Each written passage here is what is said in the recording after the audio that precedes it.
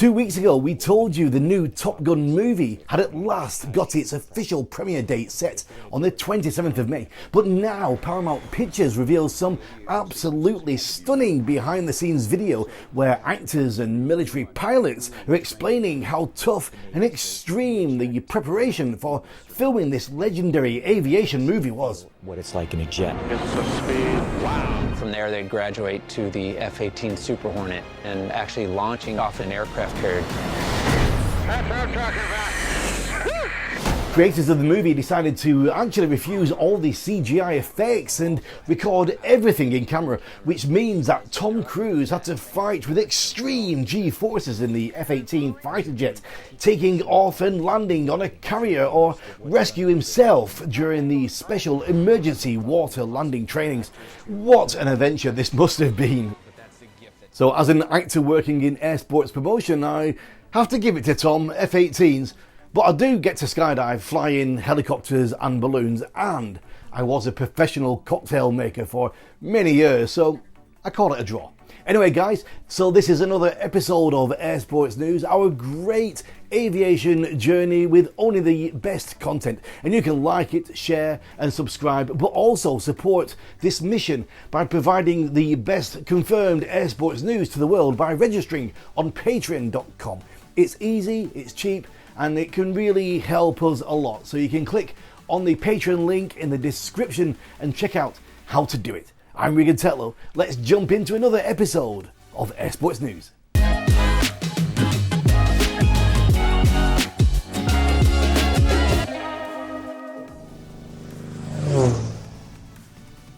Each week at the beginning, we're always focusing on air sports, this time moving far, far away to South Africa, where the Barberton Paragliding Open 2022 began on Sunday. The competition will be held for 7 days until the 30th of April with no rest days. There were 50 available slots for the pilots and 29 were confirmed. All athletes registered come from the Republic of South Africa. Barberton is South Africa's premier winter flying site, as Porterville in Western Cape is to the free flying community for summer flying. Also, several South African paragliding nationals have been held at Barberton, which is an ideal place for beginners to travel on their first cross-country glides, but also for hard racing and very technical decision making. Views that pilots have during tasks are just cinematic and breathtaking. Wow. Because of the uncertain times in Europe due to the war in Ukraine, many air sports events organisers are in the crucial moment deciding if their competitions will be safe and possible to organise. Luckily, so far the Gordon Bennett gas balloon race has not been postponed, as well as the 24th FEI World Hot Air Ballooning Championships in Slovenia. We're collecting some new info on this big event scheduled for September this year. So far, we know that 105 teams from 33 countries have confirmed their participation in the event, including Japan, South Africa, Brazil, Australia, USA, Canada, India and almost all of Europe. The organisers of the Murska Sobota Championships are Balinarski Club, Rota Balloon Club, together with the city of Murska Sobota and the Aeronautical Association of Slovenia and the Aero Club Murska Sobota. Competition is open for all pilots who are members of their National Aeronautics Association and are holding a valid FEI sporting licence. The pilots will compete in absolutely beautiful Slovenian landscapes. According to this great ballooning competition, we already know that on the 15th of May, the second round deadline for competitor applications and entry fees will pass. Individual invitations will be sent out on the 1st of June, but we are so interested with this event that I wanted to know some more news straight from the organising board. And a few days ago, I caught up with Matthias Provedjek, the general manager of the event. Take a look. When did it start for you? When did the preparations begin?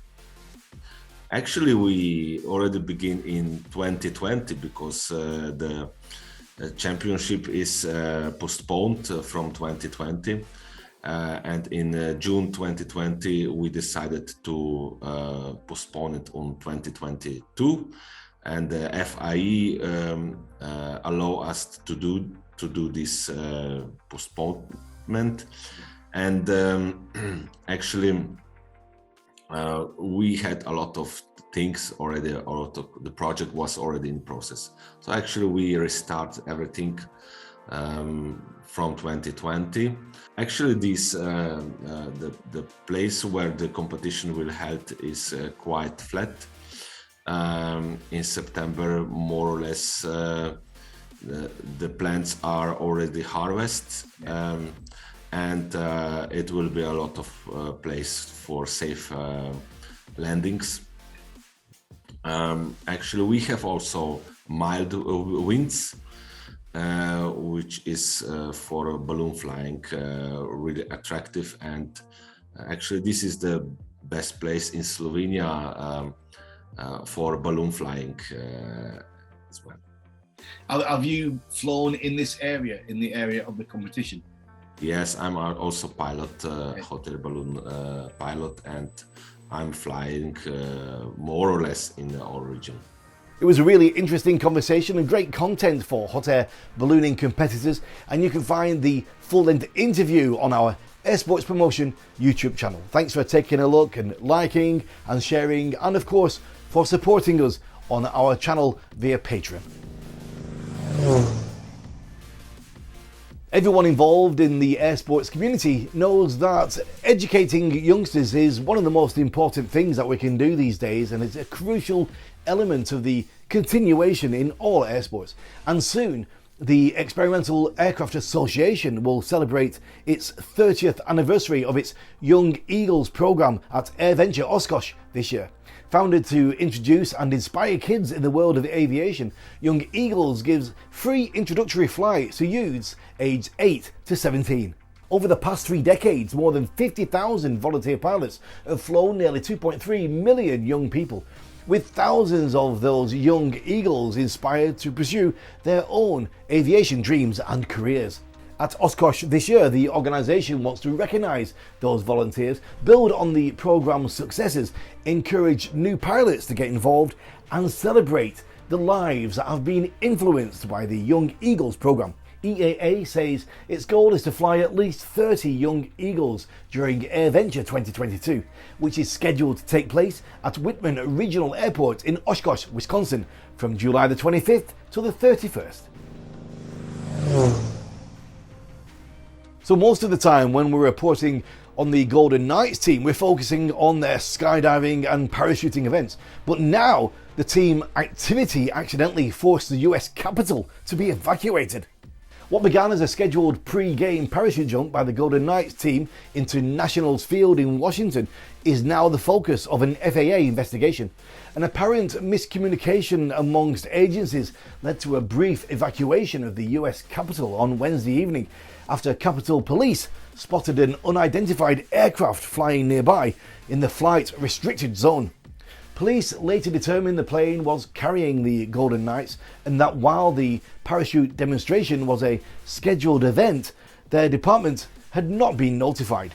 To enter the area, non-governmental aircraft other than the scheduled airline flights generally have to obtain waivers and authorizations from the FAA. Golden Knights in the official statement informed that they had filed all appropriate and required Federal Aviation Administration documentation and received FAA approval prior to operating within the National Capital Region's airspace. For its part, the FAA acknowledged its mistake and says its investigation will be complete. So generally there's no special government requirements needed when skydivers are flying in the wind tunnel. So now let's move to some less restricted reality. This week I spoke with an amazing indoor skydiver, 4 times USA Junior Freestyle Champion and currently the World Cup silver medalist. It's Cindy Kennett, who's just back from the Belgium FAI World Indoor Skydiving Championships. I asked her a few questions about the competition and her way back into the competition flying environment. Take a look. I was watching your rounds, just incredible. One of the best comments I saw, somebody said, what was it? They said, that's the first time I've seen somebody belly flying and back flying. Yeah, I really like that at the same time. Wow, how was it? It must have been, to get out there again and get back into competition, must have been a great feeling. Yeah, it was crazy. It was like was like a new world again, you know, because I haven't competed in like 3 years. So it was really strange, but it's so good to see everyone. It was so fun. Well, that's your first time at Airspace, right? Yeah. What did you think of it? What did you think? I really liked it. It was a really nice tunnel. Everyone was so nice, and it was beautiful. Yeah. Who went, Sydney? Who went from your family? Yeah. So my dad took me. What impressed you? Who impressed you watching in all the events, not just in? Oh, I don't know. Like so many people came out like with so many new moves and stuff. Like the Spain guys, the Spain two-way dynamic, they had like a really cool like side fly move, and a couple of the freestyles had some really cool moves. I don't know. It's just kind of all impressive seeing everyone again. How did your routine come together? Well, I want to know how you put the routine together, and when was it ready? Was it ready last year, or was it right up to the last minute? It was more the last minute. We were still kind of putting some stuff together. You can find the full-length interview with Sydney, where a few more questions were put to her, on our YouTube channel. Likes and shares are always welcome, and you can also hit the notification bell there to always be updated with our new videos. And don't forget the Patreon. We want you to come and join us there as well. Strato launchers Rock returned to the airfield at Mohabs Air and Spaceport last week as crew members prepared the world's largest airplane by wingspan for a crucial flight to test its new carrier pylon.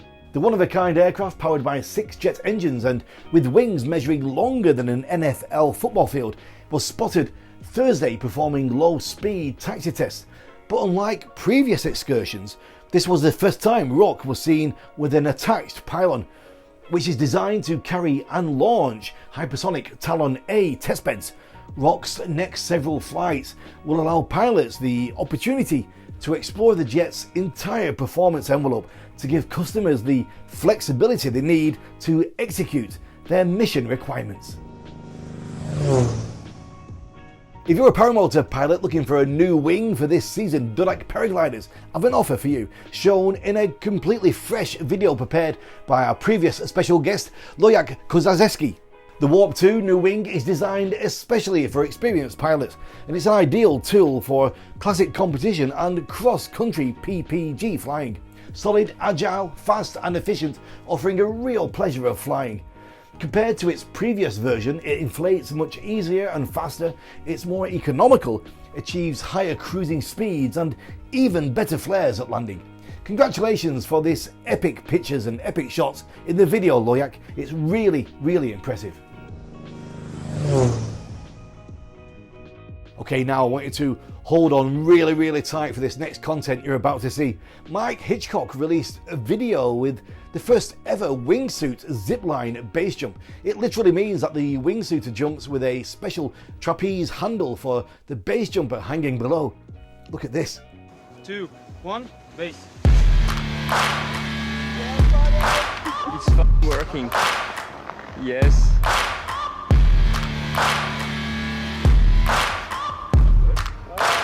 Yeah, buddy. 3, 2, 1, base. Yeah, buddy.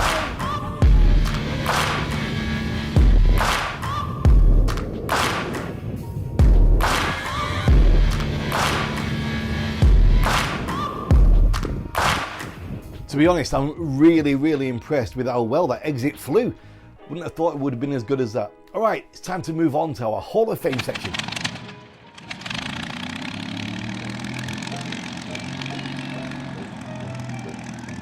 On the 25th of April 1928, Carl Benjamin Aislon and George T. Wilkins finished a flight from Port Barrow on the north coast of Alaska across the Arctic Ocean to Spitsbergen, Svalbard, Norway.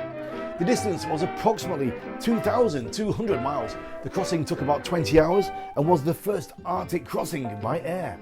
On the 22nd of April 1912, Dennis Corbett Wilson flew his Blérol 11 from Fishguard and Goodwick, Wales, across St George's Channel and landed at Crane Island 1 hour 40 minutes later. This was the first crossing of the Irish Sea from England to Ireland by air. On the 22nd of April 1962, Jackie Cochran set 18 Federation Aeronautic International records in one day, flying a Lockheed Jetstar. The route of her flight was New Orleans, Boston, Gander, Shannon, London, Paris and Bonn, with refueling stops at Gander and Shannon. On the 23rd of April 1915, Lieutenant Patrick Nielsen and Lynch Bellinger, United States Navy, flew a Burgess Dunn hydro aeroplane to an altitude of 10,000 feet over Pensacola Bay, Florida. This height was reached in 1 hour and 19 minutes. As always, we're waiting for your support by clicking like, dropping in some comments, hitting the share as well, and becoming a patron of the program. Don't forget to click on the link in the description of this video and check out just how you can support our work. We truly appreciate it. I'm leaving you this week with this amazing 15-way formation skydive performed just a few days ago at the Wingsuiter Small Fest in Australia by Tanu Phillips. Enjoy, stay safe, and as always, keep your eyes on the skies.